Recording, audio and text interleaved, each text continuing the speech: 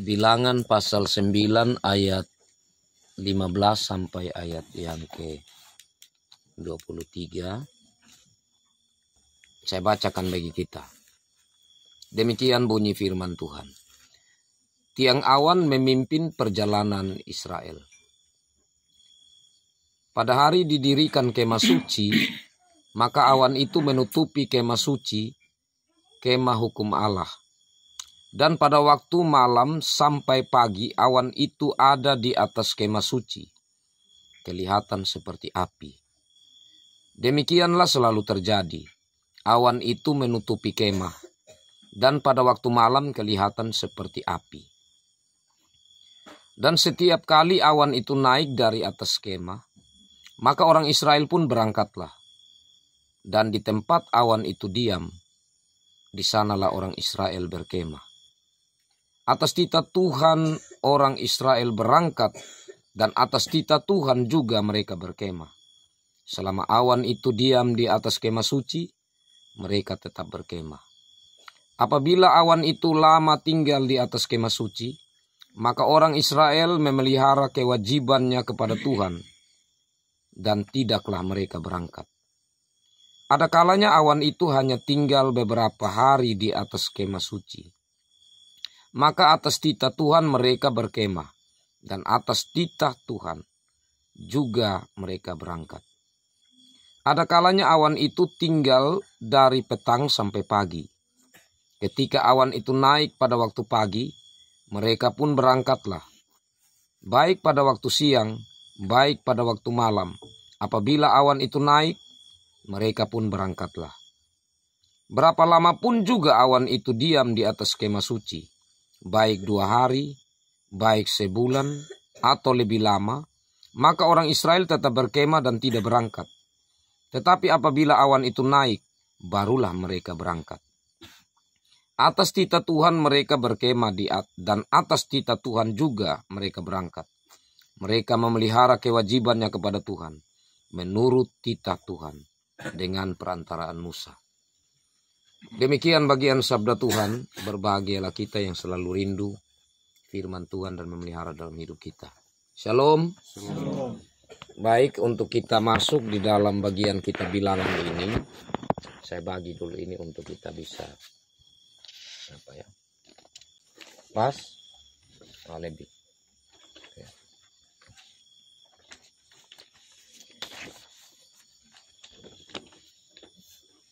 Baik rekan-rekan sekerja Yesus Kristus, saya bacakan bagi kita. Jadi kita masuk ke PA malam ini, itu kita mulai dari kita bilangan. Dan kita akan 3 kali pertemuan nanti tentang kita bilangan ini. Pengantar, kita bilangan atau dalam bahasa Ibrani disebut Bemidbar, yang berarti di padang gurun, adalah kitab keempat dalam Pentateuk atau Taurat Musa. Ya, kitab keempat dari kelima kitab dalam Alkitab. Kitab pertama Kejadian, Keluaran, Imamat, Bilangan keempat. Dari 5 berarti sampai Ulangan.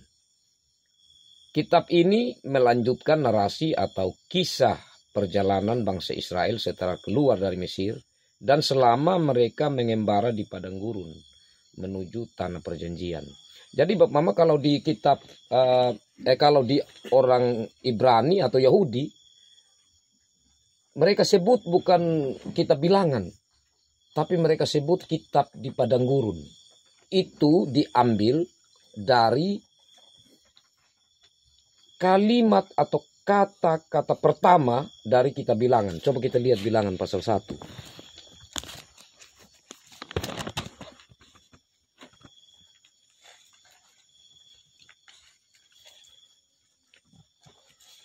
Bilangan pasal 1 ayat 1 dikatakan, Tuhan berfirman kepada Musa di padang gurun Sinai. Jadi ya, itu mereka ambil karena cerita kitab bilangan ini adalah cerita di padang gurun. Jadi bangsa Israel itu dari Mesir, nanti mereka sampai di padang gurun Sinai, di situ mereka lama. Mereka cukup lama ada di situ. Dan padang gurun Sinai itu cukup luas. Jadi itu terdiri dari banyak gunung, Bapak Mama. Banyak gunung. Dan itu semua disebut sebagai padang gurun Sinai. Nah, sedangkan orang Israel sendiri itu hanya reka-reka atau terka saja tempat yang Musa naik itu terima 2 loh batu. Itu dilihat, oh ini mungkin gunung ini. Jadi di sana itu tidak pasti yang sebenarnya. Jadi macam saya waktu ke Israel itu dorong suruh naik di Gunung Sinai itu. Itu setelah gaya cerita, ini hanya ya dianggap bahwa ini sudah dia. Karena dia lebih tinggi dari yang lain. Tapi untuk tahu pasti mereka tidak tahu pasti lagi. Gunung yang karena padang gurun itu luas sekali. Yang terdiri dari banyak gunung. Itu gambarannya Bapak Mama. Kita lanjut di struktur. Struktur kita bilangan. Kita bilangan dapat dibagi menjadi 4 bagian utama. Yang tersusun secara naratif atau dikisahkan dalam bentuk cerita ya. Dan tematik. Berikut ini adalah garis besar struktur kita bilangan. Ya. Jadi yang pertama ya, itu persiapan di Gunung Sinai. Bilangan pasal 1 sampai pasal 10 ayat 10. Nah fokus dari pasal 1 sampai pasal 10 ayat 10 ini itu adalah persiapan rohani, ya, sosial, dan militer umat Israel sebelum memulai perjalanan ke tanah perjanjian. Jadi dikisahkan di situ. Nah, lebih terperincinya itu di situ di pasal 1 itu tentang sensus. Ya. Jadi banyak yang berpikir, oh mungkin karena disebut tentang sensus apa sehingga itu dikatakan kita bilangan. Kemudian penataan, perkemahan, dan pembagian tugas suku-suku itu pasal 2 sampai 4. Kemudian aturan kekudusan dan kehidupan sosial pasal 5 sampai 6. Persembahan suku-suku dan pentabisan Lewi pasal 7 sampai 8. Perayaan Paskah kedua dan tiang awan sebagai penuntun pasal 9 sampai pasal 10 ayat 10. Nah, itu bagian pertama. Bagian kedua, perjalanan dari Sinai ke Moab. Bilangan pasal 10 ayat 11 sampai pasal 21 ayat 35. Dan ketiga, di dataran Moab sebelum masuk tanah perjanjian. Bilangan pasal 22 sampai pasal 36. Nah, saya tidak uraikan di nomor 2 dan 3 karena kita khusus kali ini di bagian 1. Yaitu persiapan di Gunung Sinai. Bilangan pasal 1 sampai pasal 10 ayat 10. Nah, lebih lagi untuk kita berbagi bersama dari bagian pertama ini, maka saya pilih itu kita bilangan pasal 9 ayat 15 sampai 23 yang kita baca tadi. Nah, karena itu saya akan bacakan bagi kita apa yang sudah ada di situ. Ini eksposisinya. Jadi eksposisi itu maksudnya begini. Itu kita tafsirkan dia, sekalian langsung kita hubungkan dengan kehidupan sehari-hari. Itu maksudnya. Ya. Jadi dia lebih kepada isi. Sedangkan kalau Bapak Mama bisa dengar saya sebut itu introduksi, itu pengantar saja secara umum. Ya. Dan pengantar kita sudah selesai yang lalu. Dari kitab Kejadian sampai kitab Wahyu. Sudah selesai di pengantar. Nah, kita masuk lebih kepada isi. Dan untuk isi di bagian pertama, itu saya pilih di bilangan pasal 9 ayat 15 sampai 23. Oke, kita lihat kembali. Perikop ini menggambarkan petunjuk Tuhan kepada bangsa Israel dalam perjalanan mereka di padang gurun. Awan di atas kemah suci atau kemah pertemuan menjadi tanda kehadiran Allah dan berfungsi sebagai penuntun bagi bangsa Israel. Isi pokok yang pertama itu ayat 15 sampai 16. Awan sebagai tanda kehadiran Allah. Pada hari kemah suci didirikan, awan menaunginya. Pada malam hari, awan itu menjadi seperti api. Ini menjadi pertanda tetap. Siang berupa awan, malam berupa api. Itu apa maksudnya? Kalau dia berbentuk api, kalau malam supaya hangat. Kan di padang gurun khusus malam dingin sekali, Bang. Jadi Tuhan luar biasa. Kalau siang awan itu, dia teduh. Dia seperti membuat bangsa Israel itu rasa dingin. Tidak ada api. Tapi kalau malam, awan itu berbentuk api. Dan dia menghasilkan panas. Ya. Maknanya apa? Kita lihat di situ. Awan melambangkan kehadiran dan bimbingan Allah yang nyata di tengah umatnya. 2. Petunjuk perjalanan bergerak sesuai awan, ayat 17-23. Setiap kali awan itu terangkat dari atas kemah, bangsa Israel berangkat. Bila awan itu diam, mereka pun berkemah di tempat itu. Mereka tidak bergerak kecuali sesuai dengan perintah Tuhan melalui awan itu. Makna, ini menunjukkan ketaatan total bangsa Israel terhadap pimpinan Tuhan. Mereka tidak berjalan berdasarkan keinginan sendiri, melainkan sepenuhnya tergantung pada arahan ilahi. Jadi ini tidak tergantung macam begini. Oh, sekarang kita masih semangat ini jalan terus. Itu bisa. Kalau awan itu dia berhenti, sudah sih dia tidak jalan lagi, mereka harus berhenti. Entah itu dia berhentinya berapa jam, berapa hari, berapa bulan, ya mereka harus taat. Pas awan itu bergerak, mereka bergerak lagi. Jadi itu semua mereka dilatih untuk taat dan percaya akan pimpinan Tuhan. Kita lihat di pesan teologisnya. Kehadiran Tuhan menyertai. Tuhan tidak meninggalkan umatnya dalam perjalanan hidup. Ia hadir dan menuntun bahkan secara visual pada masa itu. Ya, secara nyata ya. Sesuai dengan visi Allah. Begitu. Sesuai dengan tujuan Allah. Nah, taat pada pimpinan Tuhan. Umat Allah diajarkan untuk bersandar penuh pada petunjuknya, bukan pada perhitungan manusia semata. Tuhan menuntun langkah demi langkah. Tidak semua rencana diberikan sekaligus, tetapi langkah demi langkah berdasarkan waktunya. Nah, sekarang relevansi atau aplikasi atau penerapannya bagi kehidupan sekarang. Ya, jadi apa yang relevan itu artinya cocok, begitu. Relevan cocok, apa yang cocok ya, untuk diterapkan dalam kehidupan sekarang. Kita lihat di sini. Kita dipanggil untuk hidup dalam kepekaan rohani, mendengarkan pimpinan Tuhan dalam doa, firman, dan melalui Roh Kudus. Kesabaran dan ketaatan menjadi kunci dalam mengikuti kehendak Tuhan, meski terkadang tidak langsung terlihat tujuannya. Seperti bangsa Israel, kita diajak untuk percaya dan taat, karena Tuhan tahu waktu dan jalan terbaik bagi umatnya. Nah, kita masuk pada pertanyaan refleksi. 1, tentang kehadiran dan tuntunan Tuhan. Apa arti awan dan api dalam konteks bimbingan Allah kepada umatnya? Bagaimana cara kita melihat atau merasakan kehadiran dan bimbingan Tuhan di zaman sekarang? Apakah kita masih percaya bahwa Tuhan menuntun kita hari demi hari? Bagaimana buktinya dalam hidupmu? Kedua, tentang ketaatan. Mengapa bangsa Israel harus menunggu tanda dari Tuhan sebelum berjalan atau berkemah? Dalam hal apa kita cenderung bergerak berdasarkan keinginan kita sendiri daripada menunggu pimpinan Tuhan? Apakah kamu pernah mengalami situasi di mana kamu harus diam menunggu Tuhan? Bagaimana perasaanmu waktu itu? Ketiga, tentang ketekunan dan kesetiaan. Bagaimana tantangan umat Israel untuk terus mengikuti awan selama berbulan-bulan atau bahkan bertahun-tahun menggambarkan kesetiaan? Apa tantangan terbesar yang kamu hadapi dalam mengikuti kehendak Tuhan terus-menerus?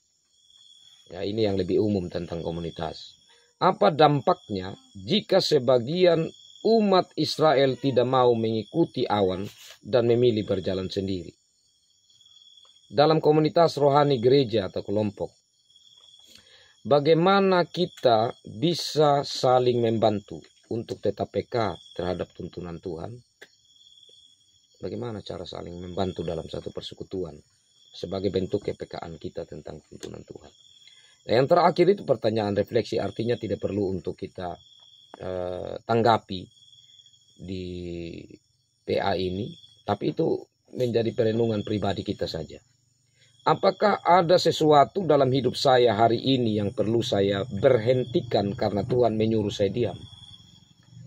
Apakah saya sedang berjalan di depan Tuhan atau sedang mengikutinya dengan sabar? Artinya, apakah saya tempatkan Tuhan di belakang dan saya berjalan di depan?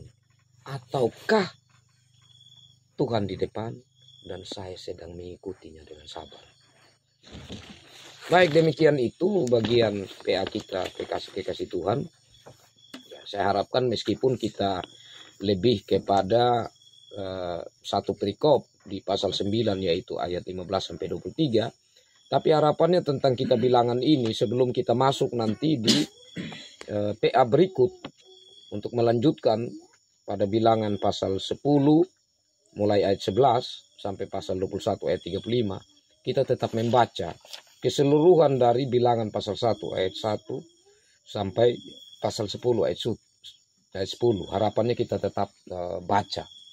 Itu penting sekali karena kita akan sulit mengerti nyambungnya nanti di bagian kedua kalau kita tidak ikuti perlahan-lahan 10 pasal itu atau bagian yang pertama ini. Ya, jadi demikian itu kekasih-kekasih Tuhan yang dapat dibagikan gambaran dari kitab Ulangan untuk kita ikuti, terkhususnya yang bagian perenungan kita di pasal 9 ayat 15 sampai 23. Saya beri kesempatan tanggapan kita atau mungkin dari pertanyaan-pertanyaan refleksi yang ada atau 4 itu mungkin ada salah satu yang kita mau sampaikan, yang kita mau ini saya mau tanggapi, ya berikan sedikit ada jawaban untuk 4 bagian pertanyaan itu. Saya berikan kesempatan kepada kita. Saya mulai dari Bapak Bian, Bapak Natua Pak Jaga ada. Dari Eka. Terima kasih atas kesempatan yang diberikan. Ya. Saya mungkin yang tentang pertanyaan refleksi ini yang nomor 3 tentang ketekunan dan kesetiaan. Yang kedua, apa tantangan terbesar yang kamu hadapi dalam mengikuti kehendak Tuhan terus menerus?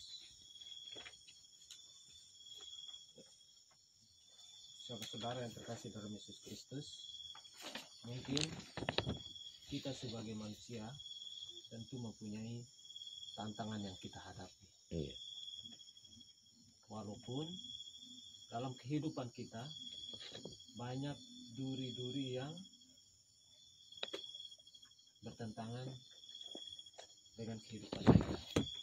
Tetapi di sini dalam firman Tuhan tadi mau mengatakan kepada kita seperti bangsa Israel tadi, bahwa dalam kehidupan kita Tuhan selalu memberikan tahap-tahapannya. Ketika Dia memberikan pencobaan kepada kita, tentu pencobaan itu akan menjadi refleksi kita terhadap kehidupan yang kita alami. Mungkin itu saja.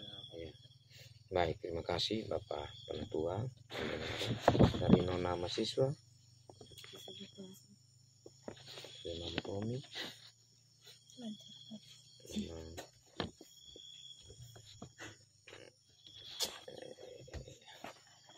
Atri, dari Pans. Baik, terima kasih.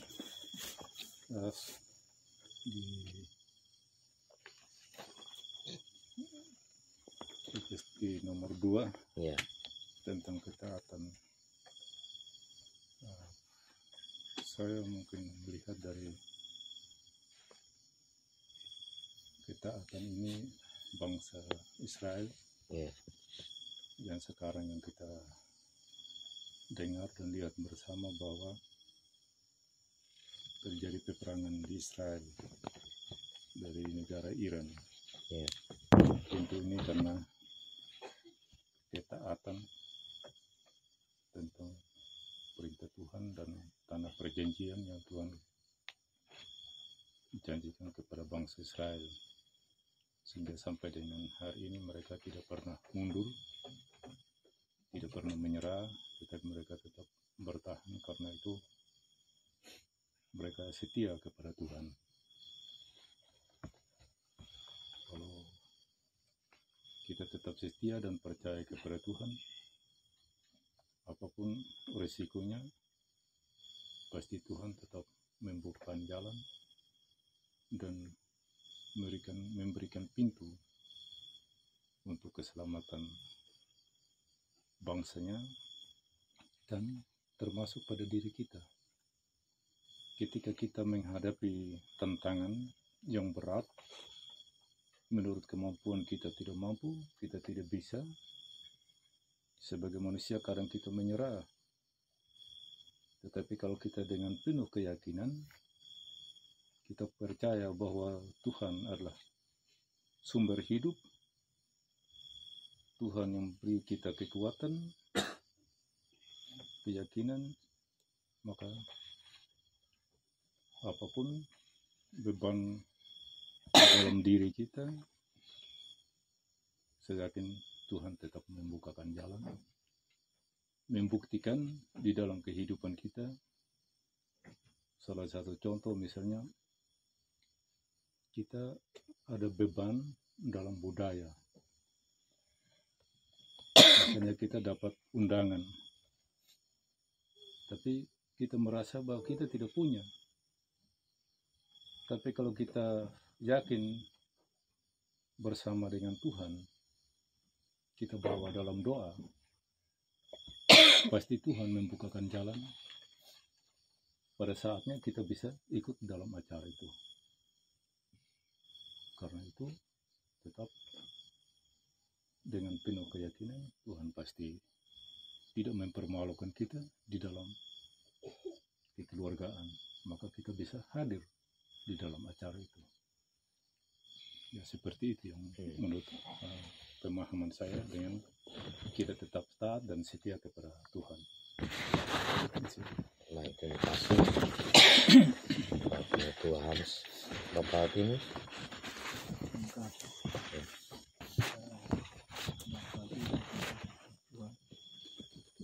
saya katakan bahwa dalam PA itu tidak boleh kita alpa.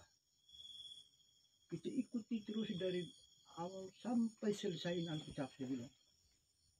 Sebentar kita dengar, sebentar sepotong-sepotong sudah kita tahu. Jadi mulai hari ini yang ada pada malam ini, marilah kita terus mengikuti. Karena ini penting ini. PA ini harus kita ikuti sampai tuntas. Baru kita bandingkan dalam hidup kita. Bahwa benar-benar Tuhan ada hidup lu. Jangan bisa potong-potong kalau memang mukir, memang domai, rugi besar. Rugi besar kita. Jadi saya jawab yang saya sampaikan kepada kita ini. baik, terima kasih Bapak Nakagau. Selanjutnya Mbak Wilfi. Baik, terima kasih atas waktu dan kesempatan yang diberikan. Shalom Bapak Kasih Tuhan. Shalom.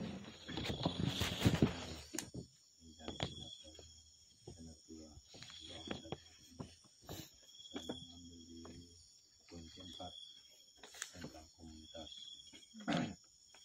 Artinya menyambung apa yang Bapak Penatua Angkang katakan tadi, artinya dalam komunitas rohani, artinya macam contoh tadi juga majelis pusat hukum ada mengadakan PA, artinya komunitas rohani, artinya kelompok kita. Bagaimana kita saling membantu untuk tetap kita dekat terhadap tuntunan kenyataan Tuhan. Artinya menyambung apa yang Bapak Tinus katakan tadi, bahwa itu perlu. Di sini sudah jelas tadi tentang komunitas. Kadang kita berpikir bahwa yang penting sudah ada yang lainnya itu. Tapi kita memikirkan bahwa diri kita ini yang harus perlu belajar. Saya benar Bapak kekasih Tuhan, malam hari ini saya keluarga besar saya ada kumpul untuk mau membicarakan hal adat. Tapi saya bilang besok saya akan jalan. Artinya kita benar-benar merasakan ini. Artinya kita belajar dari hal-hal kecil. Kalau kita sudah belajar dari hal-hal kecil, hal yang lebih besar kita gampang akan jalan.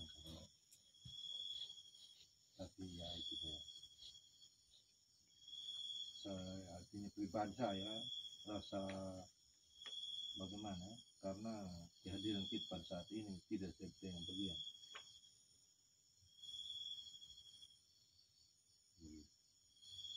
Artinya ke depan kita harus berubah. Walaupun di mana di gereja kita omong di maaf itu saja, kita tahu bagaimana gitu. Artinya dalam hal berdoa, supaya apa yang dikatakan oleh Baptius kan kita nyambung. Jelaskan ada 4 penting yang bilangan pasal 9 tadi. Yang pertama itu tentang kehadiran dan Tuhan Allah, tentang ketaatan, kesempurnaan, setiap hidup, tentang komunikasi. Bagaimana kita komunikasi, artinya di dalam majelis gitu, supaya depan. Karena ke depan ini bukan hanya begini-begini saja. Kenapa saya bilang begini, bukan begini-begini saja, karena kita mau menghadap lagi yang namanya PAL, pemahaman Alkitab, bukan PKS rumah tangga lagi. Jadi kalau seandainya ada warga jemaat kita yang benar-benar menghayati, makanya benar-benar paham tentang Alkitab, itu sebagai majelis jemaat akan tahu benar ini. Kalau kita kehadiran berdoa saja begini-begini. Kalau kita masih aturan yang lama, makanya kita hanya PKS rumah tangga. Ini ke depan kalau dia semakin apa, kita akan dituntun juga. Jadi kita harus persiapkan diri kita sendiri supaya seandainya kita mendapatkan warga jemaat yang IQ-nya lebih apa, supaya kita jangan diputar balik lagi begitu. Karena kehidupan sekarang ini Bapak mampu kasih Tuhan banyak-banyak saja tantangan. Ada yang menjurumurus, artinya yang kita sudah sebenarnya sudah mau lurus, tapi ada yang membogin sama kita. Jadi bagaimana sikap kita? Jadi kita sebagai rekan sekerjanya. Jadi paling penting saat ini komunikasi itu supaya kita bangun lebih baik. Mungkin demikian itu Bapak kembali. Baik, terima kasih Bapak Penentu Eskalongu. Selanjutnya Mama Esther. Saya terima kasih atas waktu dan kesempatan.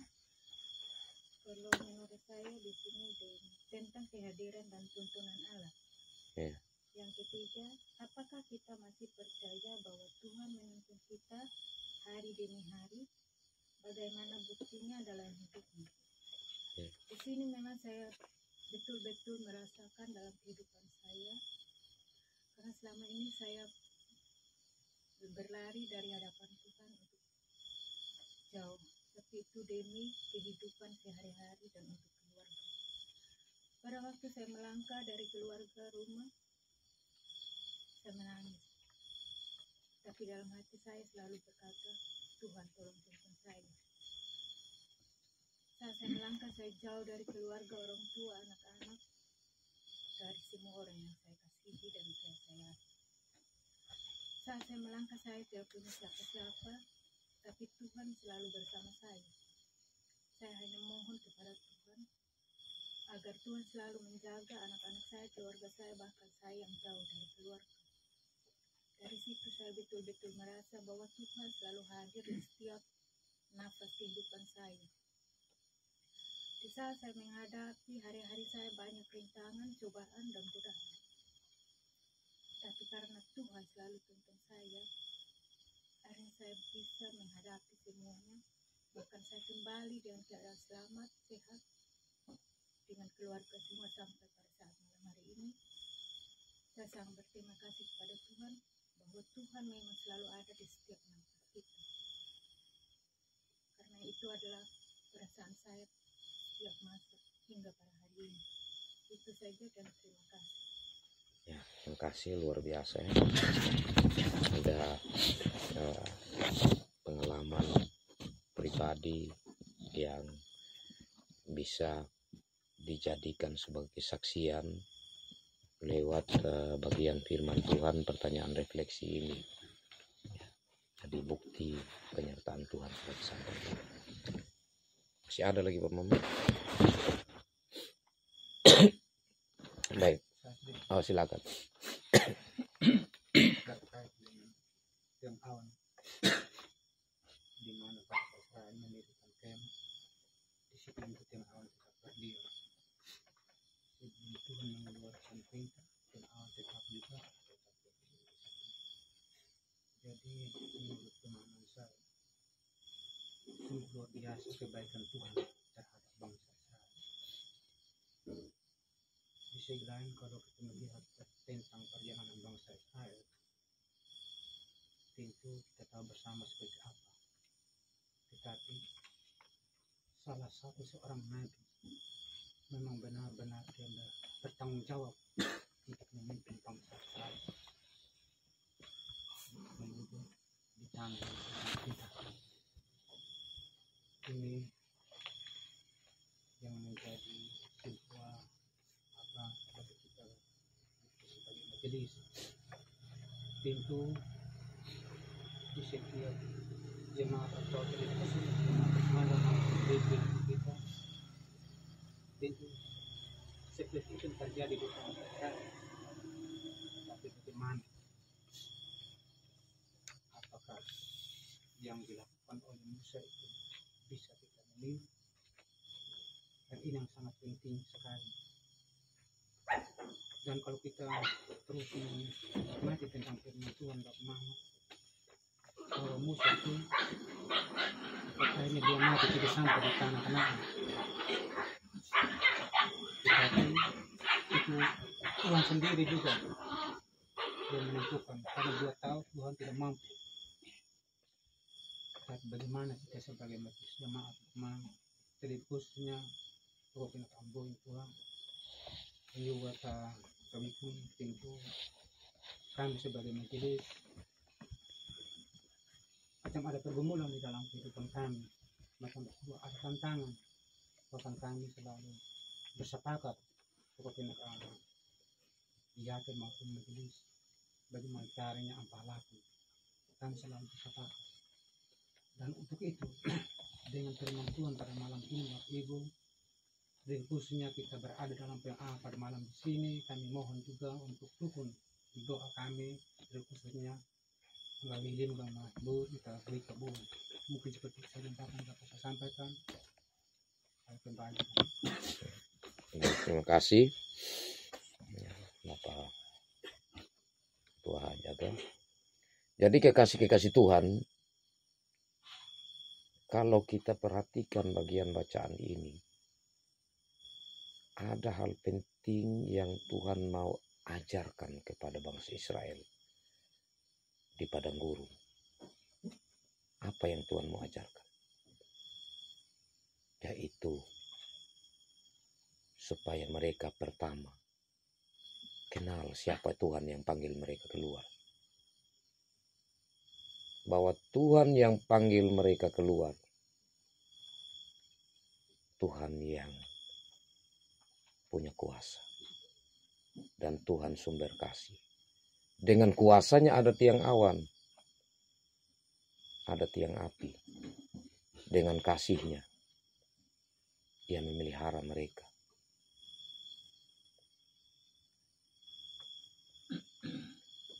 Perjalanan mereka di padang gurun, hal yang kedua, Tuhan mau supaya mereka belajar taat. Kenapa itu penting? Karena kita manusia ini suka bebas, ikut apa kita punya kemauan. Kalau sampai terlepas saja, berbahaya.